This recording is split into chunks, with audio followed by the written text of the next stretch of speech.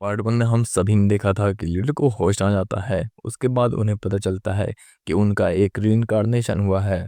अब हम लोग शुरुआत करेंगे पार्ट टू का। तो पार्ट टू में हमें सबसे पहले दिखाया जाता है कि लीडर एक जगह बैठे होते और ध्यान से सोच रहे होते हैं कि जिसकी बॉडी में मैं रीइंकार्नेट हुआ हूँ उसका नाम है बिली देन, जो कि एक यंग क्लैन लीडर है स्वॉर्ड्समैन फैमिली का, जो कि सैंडोंग में है। और इस इंसान का सिर्फ रिलेशन नहीं, इसका मार्शल आर्ट स्किल भी खराब है। ये इंसान जबकि 20 साल का है पर इसे स्वॉर्ड्समैन का सिर्फ और सिर्फ 5 साल का एक्सपीरियंस। पर मेरे पास सिर्फ एक ही चीज़ यूजफुल है, जो कि है एक सर्वेंट जिसका नाम है गांगताओ। वे लीडर गांगताओ से पूछते हैं, गांगताओ तुमने कुछ र्यूमर्स सुना है? गांगताओ बोलता है, कैसे र्यूमर्स? फिर लीडर बोलते हैं, एक ऐसे ट्रेजर और मैप के बारे में जो कि कुछ टू हेडेड स्पिरिट या फिर कुछ क्रिएचर्स के बारे में बताते हैं जो कि अपेयर होंगे। फिर गांगताओ गौर से देखने लगता है और लीडर बताते हैं कि जब अलायंस लीडर की डेथ हो जाएगी उसके बाद ये सारे क्रिएचर्स आएंगे। फिर गांगताओ बोलता है कि भला एक हेल्दी अलायंस लीडर क्यों ही मरेंगे? फिर लीडर सोचते हैं, ऐसा कैसा हो सकता है?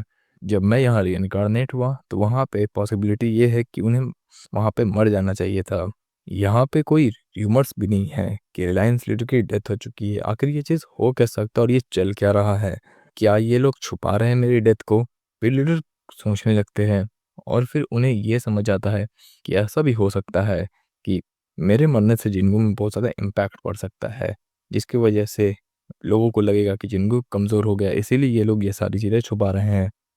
फिर गांगडो बोलता है, हाँ यहाँ एक र्यूमर है यंग लीडर को लेकर।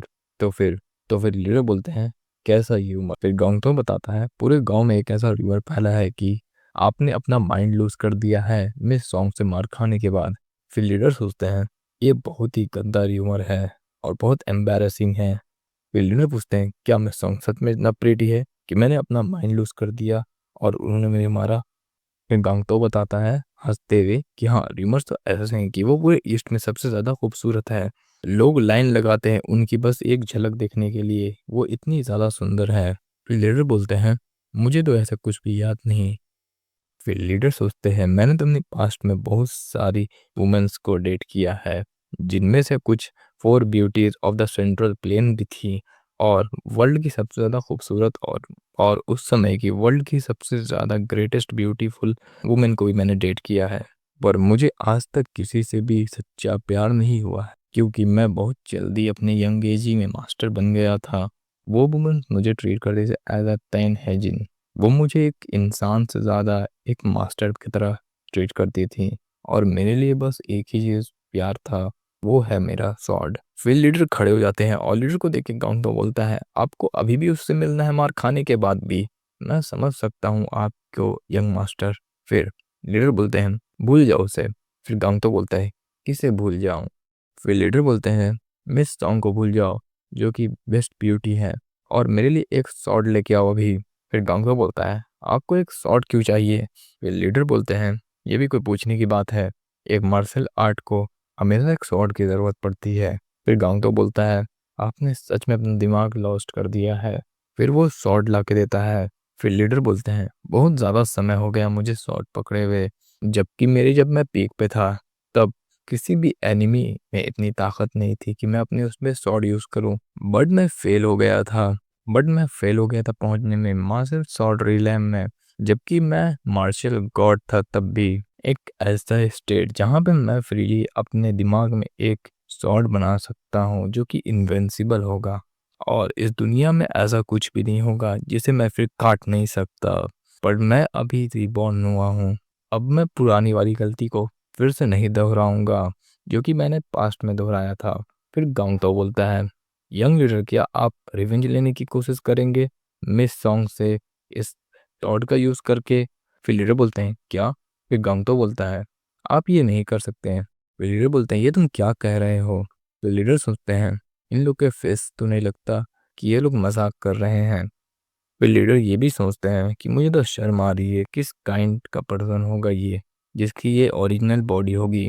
फिर लीडर की माँ आती हैं और बोलती हैं, ये सच में एक वजह है?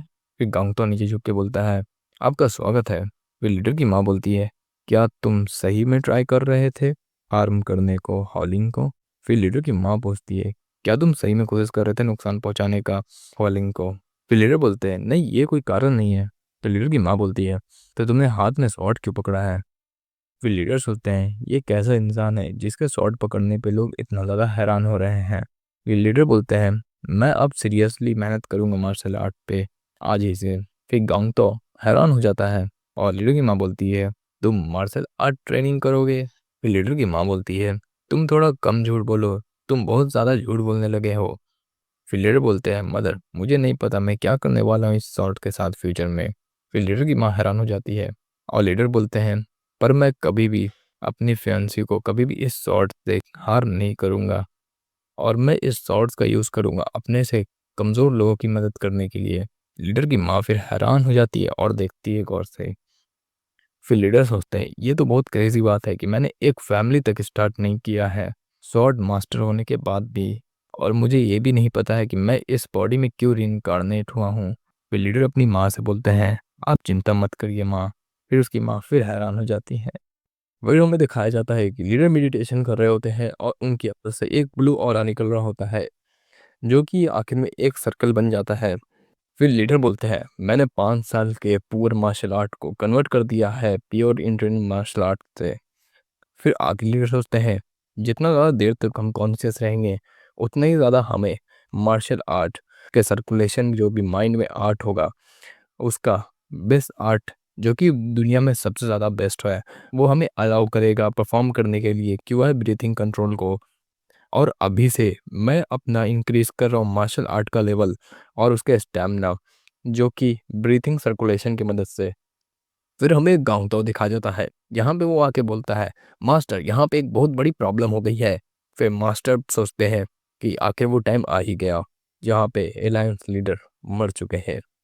फिर ये बोलते हुए अलायंस लीडर को गाउंटो सुन लेता है और बोलता है ये आप क्या बोल रहे हो, अलायंस लीडर सडनली क्यों डेथ करेंगे? फिर गाउंटो बोलता है अरे ये बात नहीं, यहाँ पे क्लैन लीडर सॉन्ग आ गई हैं। फिर लीडर बोलते हैं कौन? फिर गांगतो बोलता है मैं Song, grand master Song Yung की बेटी। फिर लीडर बोलते हैं तो क्या, तो मैं क्या करूं? तुम इसलिए इतना चिल्ला रहे हो क्योंकि मिस सॉन्ग भी साथ में आई है? तो फिर गांगतो बोलता है यंग मास्टर आपको पता है ना यहाँ पे आप ट्रबल में फंसने वाले हो? फिर मास्टर बोलते हैं मुझे पता है। फिर गांगतो बोलता है एब्सोल्युटली, अभी आपको बहुत ज़्यादा रिस्पेक्टफुली बिहेव करना होगा। फिर लीडर बोलते हैं हाँ मुझे पता है। फिर मिस सॉन्ग आती हैं और लीडर के माँ बाप के सामने आती हैं। लीडर के फादर बोलते हैं आखिर तुम यहाँ आ ही गई।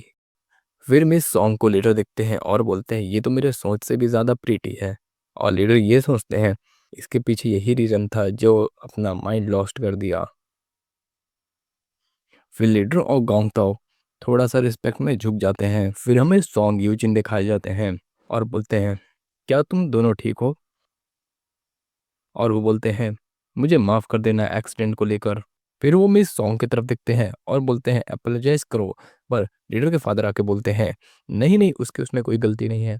लीडर के फादर पूछते हैं आप लोग यहाँ आए हैं, आप लोगों को ज़रूरी बात करनी है क्या? फिर मिस सॉन्ग बोलती है please cancel my arrange marriage. ये सुनते ही सारे लोग शॉक हो जाते हैं। फिर मिस सॉन्ग की तरफ देख के बोलते हैं ये तुम क्या बोल रही हो सडनली? फिर मिस सॉन्ग बोलती है क्या ये सच में एक अरेंज मैरिज है? क्योंकि मुझे पूरा हक है मुझे अपना फ्यूचर हस्बैंड ढूंढने के लिए। फिर सारे लोग गौर से देखने लगते हैं मिस सॉन्ग की तरफ और फिर लीडर भी थोड़ा सा मायूस हो जाते हैं। तो इस पार्ट में इतना ही, अब आएगी अगली पार्ट यानी पार्ट 3 कुछ समय बाद। तो तब तक के लिए चैनल को सब्सक्राइब और वीडियो को लाइक कर दीजिए और प्लीज़ अपना सपोर्ट बना रखिएगा। Thank you.